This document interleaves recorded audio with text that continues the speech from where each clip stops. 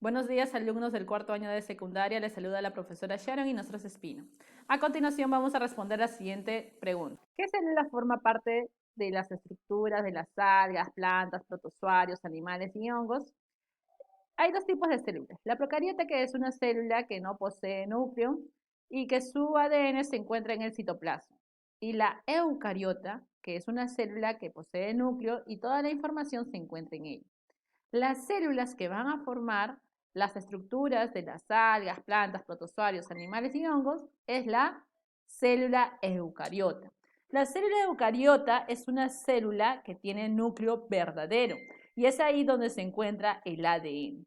Además, posee un citoesqueleto, que es la estructura que le da forma a esta célula. Existen dos tipos, la animal y la vegetal. Y esa célula eucariota va a formar a los seres vivos que van a pertenecer al reino Animalia, Plantae, Fungi, Protista.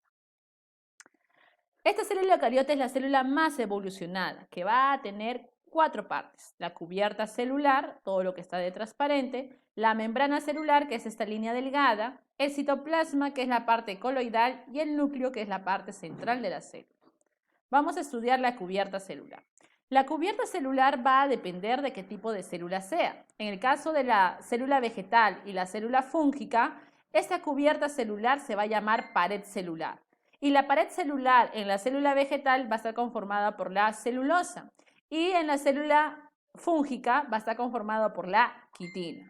A continuación vamos a estudiar la cubierta celular de una célula animal. Esta cubierta celular se va a llamar glucocálix y va a estar conformada por glucolípidos y glucoproteínas. La membrana celular es esa lámina delgada que va a separar la cubierta celular del citoplasma.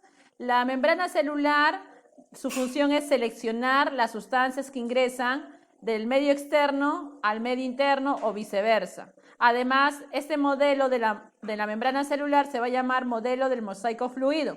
Una membrana celular está conformada por fosfolípidos, como puedes observar, colesterol, glucolípidos, además de proteínas integrales y periféricas. La membrana celular va a tener la siguiente composición, como tú puedes observar en la diapositiva, y cada una de ellas va a tener un porcentaje. Las funciones de la membrana celular es separar las sustancias, a través de los desmosomas va a unir células entre sí y además va a separar el medio intra del medio extracelular. Los transportes de la membrana van a ser de tres tipos: los pasivos, los activos y en masa.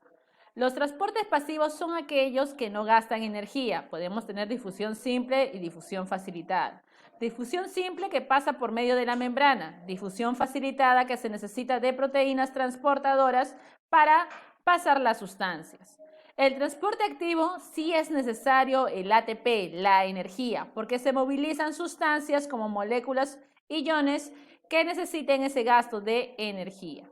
En el transporte en masa tenemos dos tipos de transporte. Vamos a comenzar a estudiar la endocitosis, que la endocitosis va a ser la forma como se va a englobar las sustancias que ingresan a las células. Y tenemos de dos tipos. Tenemos pinocitosis, que se va a englobar sustancias líquidas, como estás observando en la imagen, y la fagocitosis, que se engloban sustancias sólidas.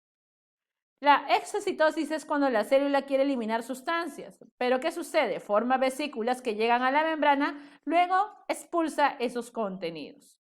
El citoplasma es esa porción coloidal de la célula que va a estar conformada por agua, por sales minerales y entre otras sustancias. Ese citoplasma va a tener partes: citosol, sistema de endomembranas y organelas citoplasmáticas. El citosol es esa porción del citoplasma que va a estar conformada por proteínas, glúcidos, sales minerales y el agua. Y va a tener un componente que se llama citoesqueleto. El citoesqueleto, su función principal es dar forma a la célula y va a estar conformada por microtúbulos, filamentos intermedios y microfilamentos. El sistema de endomembranas es el conjunto de estructuras membranosas que se encuentran en el citoplasma.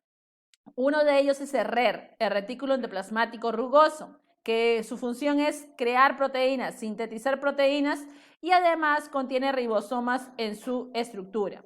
El REL es el otro retículo endoplasmático que está por detrás de RER. Y su función del REL es sintetizar los lípidos, metabolizar los carbohidratos. Además, si te das cuenta, no tiene ribosomas en su estructura.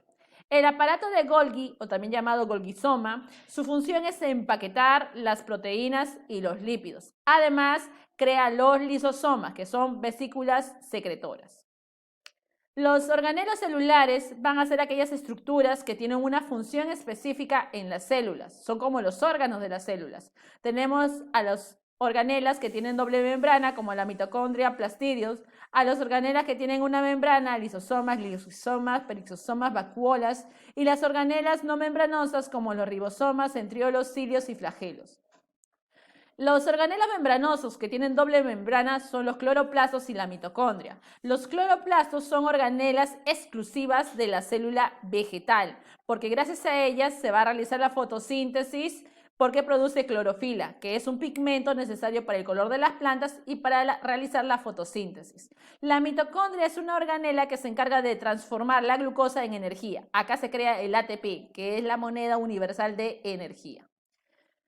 Las organelas que tienen una sola membrana son los lisosomas, perixisomas y vacuolas. Los lisosomas se encargan de la digestión celular. Las vacuolas, como tú puedes observar, se encargan de almacenar líquidos.